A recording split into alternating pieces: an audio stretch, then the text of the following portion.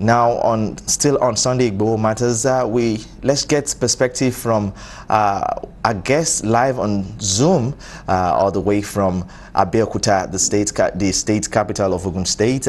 He's Dr. Kunle Olaomi, head of criminology and security studies, Christland University. He was speaking with us on matters surrounding the arrest of the Yoruba Nation agitator Sunday Igboho and the implication of this same matter on national security. It is good to have you. Let's go on the first question. As security experts, do you think Igboho's arrest will trigger more unrest in the southwest as against what we already started seeing today? Thank you very much for having me. I want to actually state clearly that I'm speaking as a free citizen of Nigeria, and I want to make a very strong view that the federal government of Nigeria, they are making mistakes. First of all, they've made Sunday Igboho unnecessarily popular.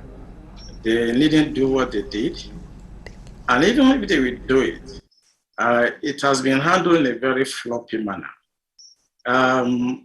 In 2007, 2008, President Yar'Adua also had similar problem in his hand, and he never handled it this way. Personally, I was the one that was used by President Yar'Adua to hunt down Henry Oka. And we know how we did that. We went all over Ghana, South Africa, Angola, and by the time we did our job, nobody in Nigeria knew that Henry Oka was brought to Nigeria, and he was promptly arraigned at the Jos Federal Court, and he was tried. I remember Femi Falana was his lawyer, and he was tried appropriately, and eventually he was released. The way the National Security Advisor has been handling this issue, I think was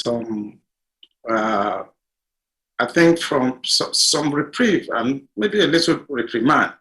The DSS, the NIA, the DIA have handled this in a very floppy manner, and I think there's no doubt that it's going to agitate more people in Southwest. There's no doubt that they are heating up the system towards 2023, and I just hope that there's going to be an election in 2023. Okay, some are of the opinion that the federal government's approach could best be described as pursuing the shadows and not the substance. What do you make of this? And quickly, what advice would you prefer to the federal government on this subject matter? Yeah, I think what people are saying is absolutely correct.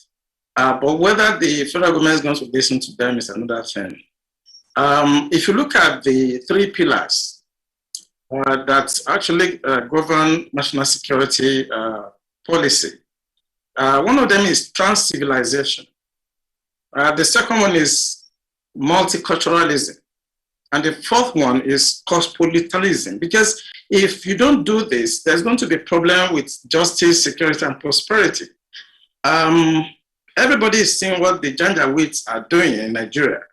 I mean, if you have foreigners killing people, kidnapping people, and you're not going after them, and somebody who has not killed a soul is the one you are going after. The same thing with what is the agitation in Southeast. I think everybody is seeing clearly that the national security policy of this government is skewed towards intimidating the other part of Nigeria.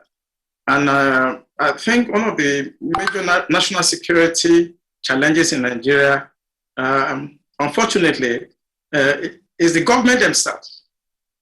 So if you talk about national security, you're not talking about regime security. You're talking about things that has to do with safety and welfare of the citizen. Today, the citizens are not safe. There's no welfare, there's no food, there's no employment. So the soft aspect of national security has to do with welfare and safety of the citizen. It's not about kinetic force or intimidation or trepidation. I think the National Security Advisor, if he's listening to me, has to change his tactics, because I don't see any strategy in this. The inflation is high. Interest rate is very high. There's no food in the market. And a lot of people are hungry. I think if the government, this is my advice, if the government wants to actually provide national security, it's not by buying Tucano aircraft, it's by providing jobs, education, and social welfare for the people. If they can do this between now and 2023, I believe that the agitation that we have today is going to subside. Finally, before I let you go, as we have seen how this development has played out, we see it has drawn attention from international communities. Do you think the outcome may influence Nigeria's security architecture? I doubt very much. I doubt very much because the people we have in government now have a different agenda. I'm not pro or anti-government, but I think if you look at the agenda, look at what is happening with the likes of Gumi and the rest, and everybody's looking the other way. And people that are trying to self-determine, which is actually allowed in international law. Self-determination is allowed, and if a group of people decide to self-determine, I think there's no point trying to shed blood. The international community definitely are watching this, and I wouldn't be surprised post-2023, we are going to have some of these people in government today at the International Criminal Court. I have no doubt about that. Thank you for joining us on the news tonight. Dr. Kunle Olaomi, Head of Criminology and Security Studies, Chrisland University, Abeokuta. Thank you.